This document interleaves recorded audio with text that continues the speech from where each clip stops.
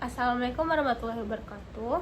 Perkenalkan, nama saya Sanevia Ganice. Di sini saya akan membuat sebuah video tutorial cara pembuatan data statistik menggunakan metode SPSS. Baiklah, di sini ini adalah jawaban dari responder saya. Baiklah, di sini pertama kita jumlahkan semua total dari kolom jumlah dan kolom persentase. Sini didapatkan hasilnya yaitu 310 dan 2067. Kemudian untuk mencari TP, untuk kita harus mencari rank dari tingkat pengetahuan yaitu rendah, sedang, dan tinggi. Untuk mencari tahunya yaitu dengan cara standar deviasi dikalikan dengan kolom dari persentase, mendapatkan hasil yaitu 12. Kemudian untuk min, kita menggunakan rumus seperti di layar, yaitu average dikali dengan kolom persentase, itu didapatkan 69. Untuk mengetahui rank dari TP itu untuk tinggi, yaitu nilai min ditambah dengan nilai dari standar deviasi, itu didapatkan 81. Itu untuk tingkat pengetahuan tinggi. Untuk tingkat pengetahuan rendah, nilai min dikurang dengan nilai dari standar deviasi, mendapatkan nilai yaitu 69. Kemudian untuk sedang yaitu 57. 57. Dan untuk nilai sedang yaitu 58 sampai 80. Kemudian dengan didapatkan nilai ring dari tingkat pengetahuan, dapat diisi kolom dari TP sesuai dengan data yang telah didapatkan. Dapat dilihat di layar, nilai TP yang dihasilkan berbeda sesuai dengan rank yang telah dihasilkan. Kemudian kita berpindah ke SPSS.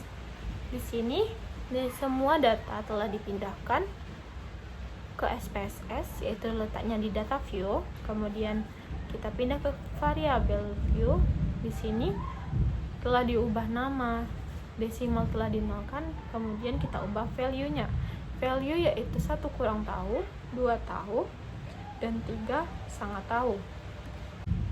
Kemudian kita ke Word. Ini adalah data yang telah saya dapatkan. Di sini ada 2 tabel, yaitu tabel signifikan dan R tabel. Untuk tabel signifikan, valid jika kecil dari 0,05 dan tidak valid jika besar dari 0,05.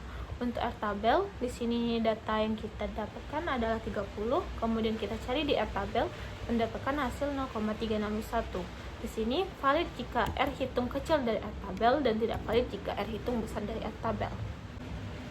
Kemudian kembali ke SPSS, ke Analyze dan Scale. Kemudian untuk mencari uji reliability seperti cara yang telah di layar ini, kemudian didapatkan hasil sebagai berikut. Kemudian kita copy dan masukkan ke Word. Ini adalah uji reliabilitas. Kemudian kembali ke SPSS, kemudian ke Analyze, deskripsi frekuensi, kemudian ini dipindahkan ke kolom sebelah. Kemudian untuk tekan kolom statistik, dan di sini kita klik semua min, median, mode, sum, minimum, maksimum, variansi, dan standard deviation. Kemudian ke chart, kita pilih histogram. Oke. Kemudian didapatkanlah hasil dari data tersebut.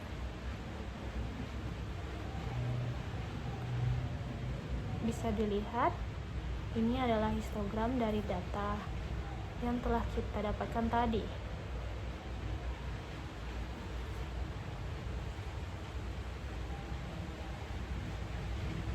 Kemudian untuk frekuensi kita copy, kemudian kita pindahkan ke Word.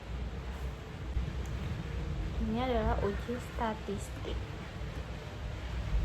Kemudian kita kembali ke Excel. Kita copy untuk data dari persen, dan selanjutnya kita pindahkan data tersebut ke SPSS.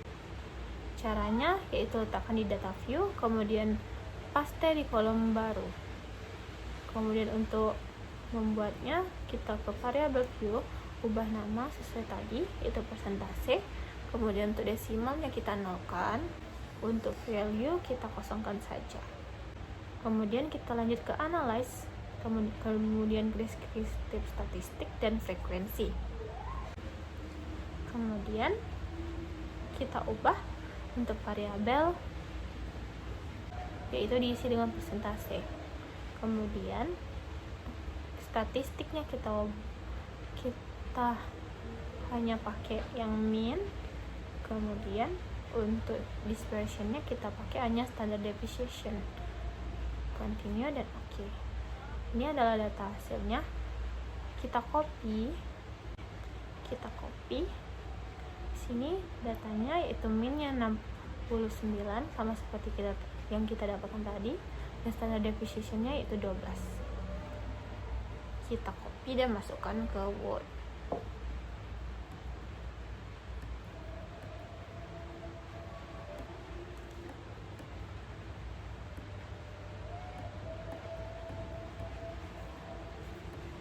Kemudian kita copy data untuk tingkat pengetahuan.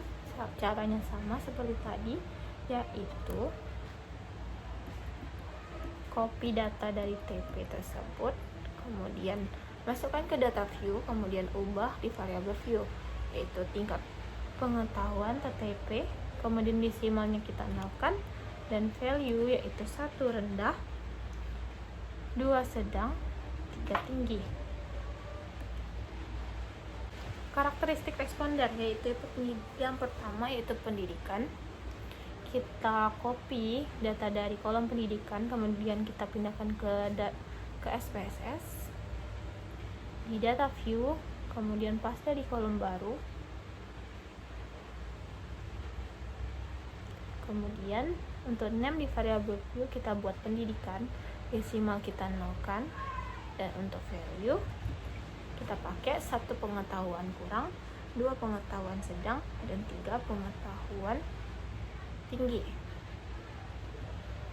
Kemudian kita analyze,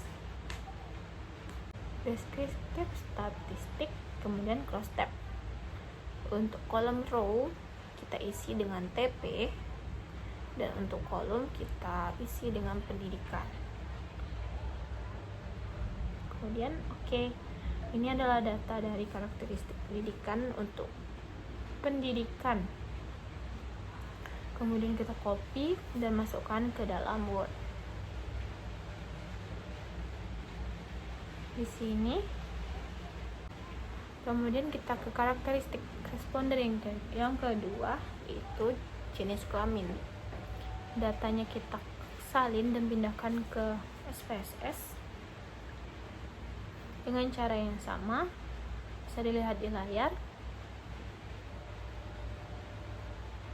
Ubah nama menjadi jenis kelamin, dan untuk value yaitu 1 laki-laki dan 2 perempuan. Kemudian kita buka analyze, kemudian deskriptif statistik, dan cross tab. Untuk rows TP tetap. Kemudian ini adalah data yang didapatkan untuk tingkat pengetahuan berdasarkan jenis kelamin. Kemudian disalin dan pindahkan ke Word.